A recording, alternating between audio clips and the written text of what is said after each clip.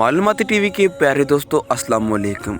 दोस्तों, क्या हाल है? उम्मीद है खैरियत से होंगे। अल्लाह पाक आप सबको खैरियत से रखे और आप सबको खुश रखे। तो दोस्तों, सेंटा क्लॉज असल में कौन था और सेंटा क्लॉज को किन लोगों ने अपने मकसद के लिए इस्तेमाल किया और कैसे इसकी हकीकत को हमसे छुपाया गया है? क्या आपको इल्म है कि हजरत अली रज़ी अल्लाह तआला अन्हु के नवासे और हजरत इमाम हुसैन रज़ी अल्लाह तआला अन्हु के बेटे ज़ैनुल आबिदीन का सेंटा क्लॉज से क्या ताल्लुक था?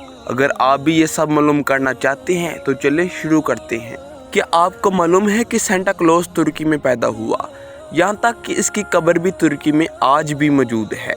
इस वीडियो में आप सेंटा क्लॉज की हैरान कर देने वाली कहानी सुनेंगे। ये 3री सदी ईस्वी की बात है कि जब मौजूदा तुर्की के अंतालिया शहर के एक कस्बे में एक बच्चे की पैदाइश हुई। इस बच्चे का नाम सेंट निकोलस था, जिसे आज पूरी दुनिया सेंटा क्लॉज के नाम से जानती है। जिस जगह इसने आंख खोली वो उस वक्त एक मशहूर और अहम कदीम शहर था। सेंट निकोलस एक ईसाई और अमीर घराने में पैदा हुआ, लेकिन इसने बचपन में ही अपनी माँ बाप को एक जानलेवा बीमारी में खो दिया था।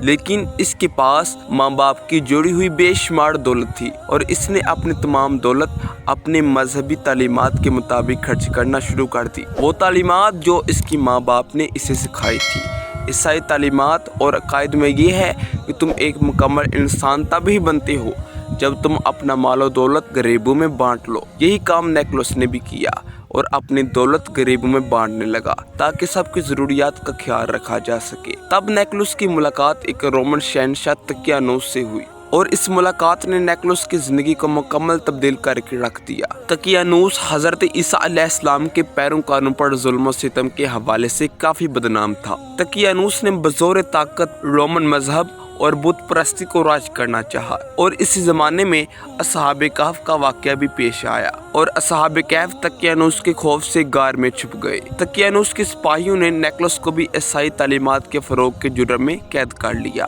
और कई सालों की कैद काटने के बाद जब तकियानूस के जुल्म का दौर खत्म हुआ तो 320 AD में निकोलस वहाँ का बादशाह बन गया और तब ईसाइयों का एक नया दौर शुरू हुआ और निकोलस की मौत उसी शहर में हुई और आज भी उसकी कब्र अंतालिया शहर में मौजूद है और इसकी कब्र को देखने रोजाना कई लोग वहां आते हैं। लेकिन सवाल ये है कि निकोलस को क्रिसमस से क्यों और कैसे जोड़ा गया? सेंटा क्लॉज का नाम निकोलस की मौत के बाद सामने आया और मगरबी अक़वाम में इसके हवाले से कई किस्से कहानियां मशहूर हुए, लेकिन उस वक्त सेंटा क्लॉज का जिक्र क्रिसमस के साथ नहीं किया जाता था जिस तरह आज हर क्रिसमस के मौका पर सेंटा क्लॉज को याद किया जाता है कि कैसे वो रात की आखिरी पहर में आकर बच्चों को तोहफे तकसीम करता है। वक्त के साथ साथ लोगों ने सेंटा क्लॉज को क्रिसमस के साथ जोड़ना शुरू किया जो आज हम सब के सामने है।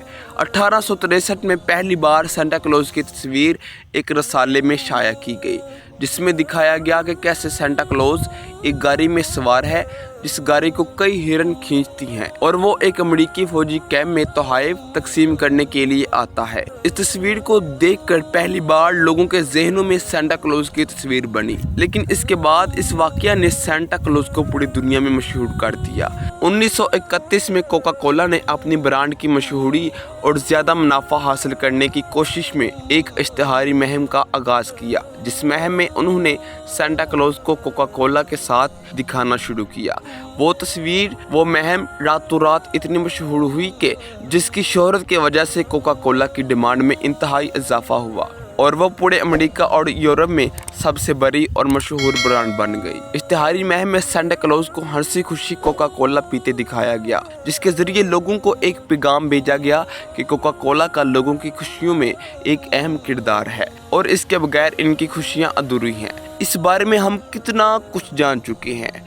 आखिर में उस शख्सियत का भी जिक्र ज़रूरी है जो हज़रत अली रज़ी अल्लाह तआला अन्हु के नवासे और हज़रत इमाम हुसैन रज़ी अल्लाह तआला अन्हु के बेटे हज़रत ज़ैनुल आबिदीन हैं।